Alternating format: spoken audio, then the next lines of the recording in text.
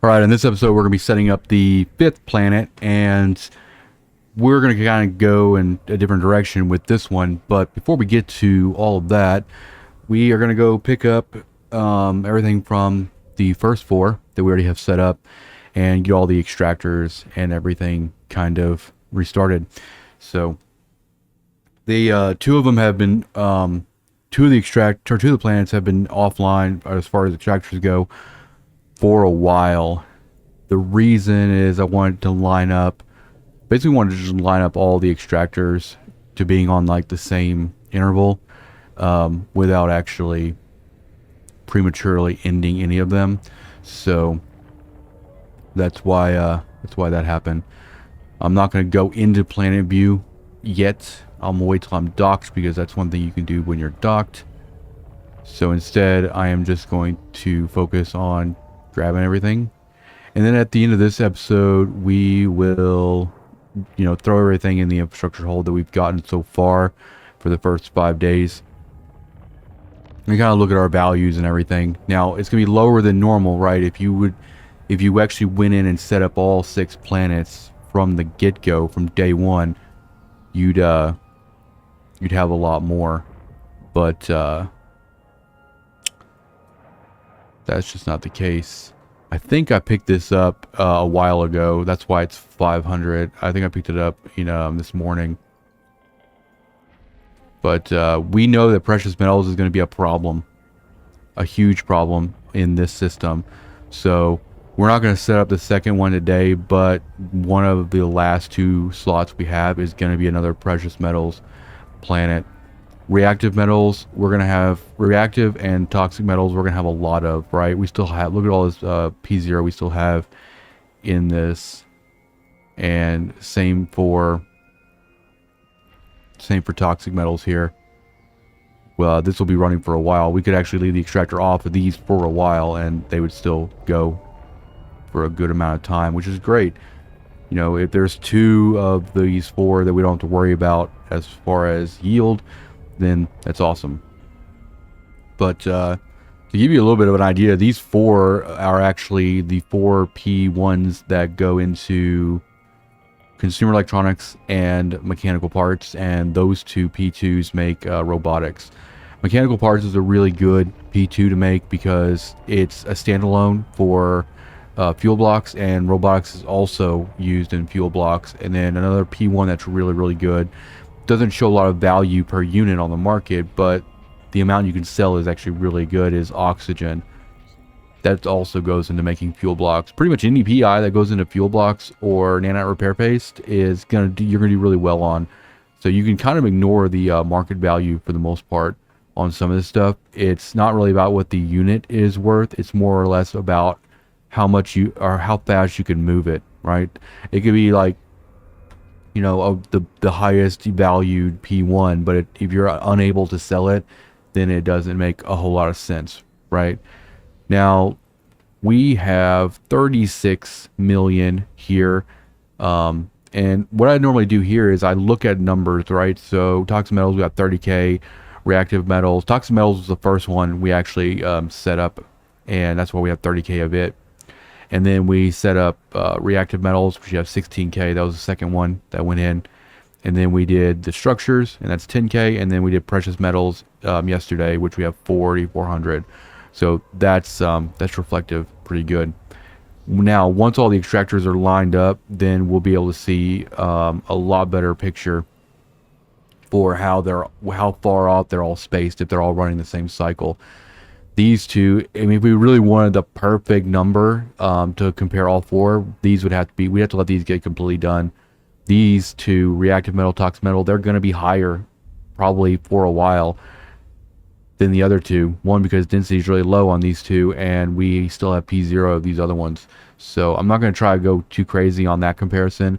I think a week in, 2 weeks in, comparing numbers at that point without moving any of the setups is probably going to be a much better real world comparison and then we can use that information to make adjustments if we need to. And we really won't make adjustments. We're probably going to still stick to the 5 factories for each planet. What we will do probably is set up another precious metals planet. So we're gonna get all these guys. Oh man, gas is like, where's my cursor? There it is. Gas is bright. We're gonna get these set up, and then we're gonna talk about what we're gonna go in for next. I'm so used to doing extractor resets that I like, like, what? Did I already hit the button? It's just like, muscle memory. I usually just go in here. I'm not even looking at the hourly because it's gonna be fine. We're gonna be fine. We have enough downtime in between. We're not resetting them immediately after they expire. So the planet is recovering a little bit. Tomorrow when we do the reset, we'll probably look at the hourly and kind of see. But we don't. If we look at it day to day, and it's obviously going to go down. But then it can go up the next day depending on how density kind of moves around everything. So with that being said, since these four actually go into mechanical parts, some of the higher sought after items, we're going to go in a different direction with the fifth planet. We're going to actually produce a P1 that is per unit on the market worth more, and we'll produce a lot of that and see how fast we sell it and stuff. So here's another spreadsheet. What would this series be without more spreadsheets? This is an API call from Janus. So this shows JITA prices for each unit, and I have it sorted so you can see what P1 is valued the most to the least. Industrial fibers, obviously, it's a really popular thing that goes into nanite repair paste and all that kind of stuff. A lot of the temperate planets in high sec have very, very low yield on this stuff. Proteins is not bad. Biomass is not bad. There's our structures on there. Silicon is really difficult to do in high sec because the faultic magma is just like a really low density that from every planet that I've seen.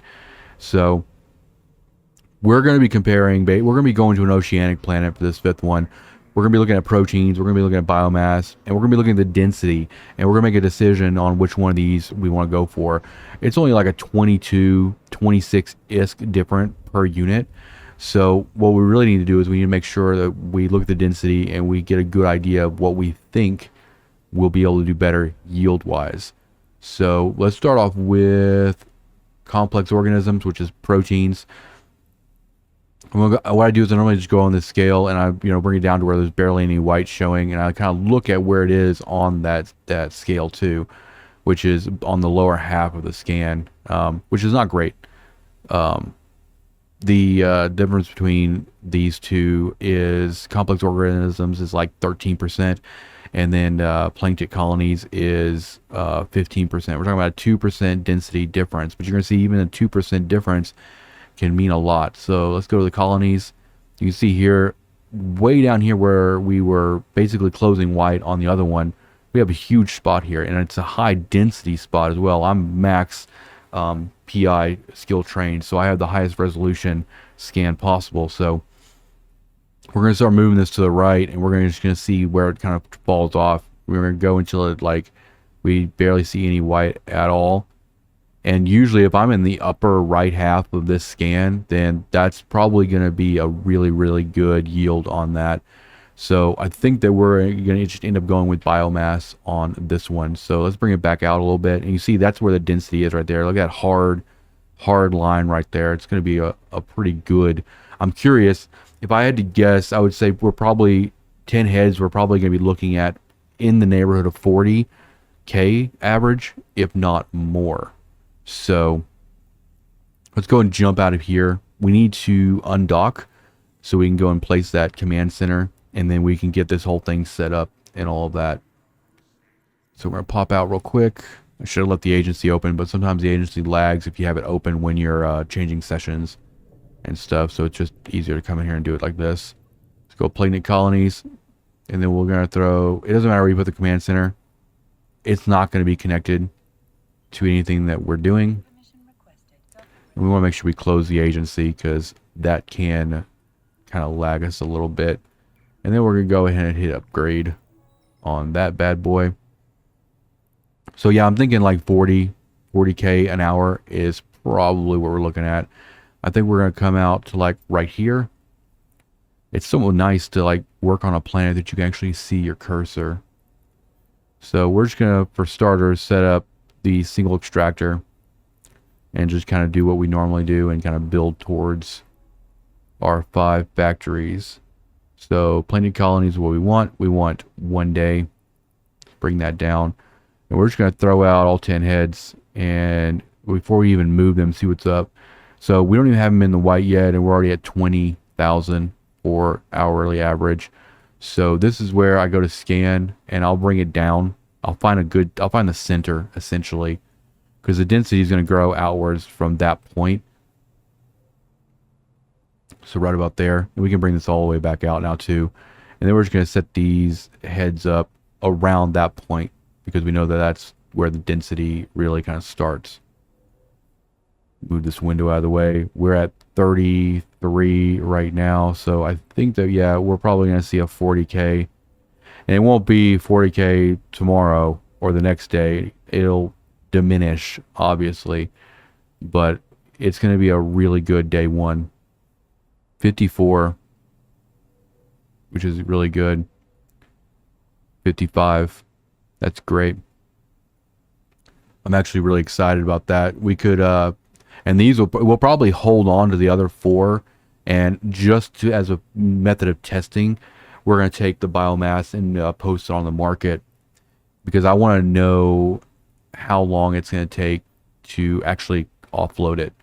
Because if we can sell it relatively easily, then it can be a good source of income as long as the density kind of stays in our favor. I'm going to set up these 5 just like we always do. And now we can set up that second extractor, which is probably going to be gratuitous, to be honest, on this. We're going to probably fill up the, at least for the first day, we're going to get probably 1 million P0, I think, from this oceanic, which is fine. Because I would love these 5 factories to run all the time. We're probably going to get, what, 5 or 6 here? Yeah. And the reason that variance is based on your planet radius, because the radius affects how much power and CPU the links you put in take. So that's why you'll see some differences across different planets. All right, that's 30. So let's start this extraction. Let's go ahead and route this and look at our final numbers. We need to route this one as well. Actually, we didn't even start it.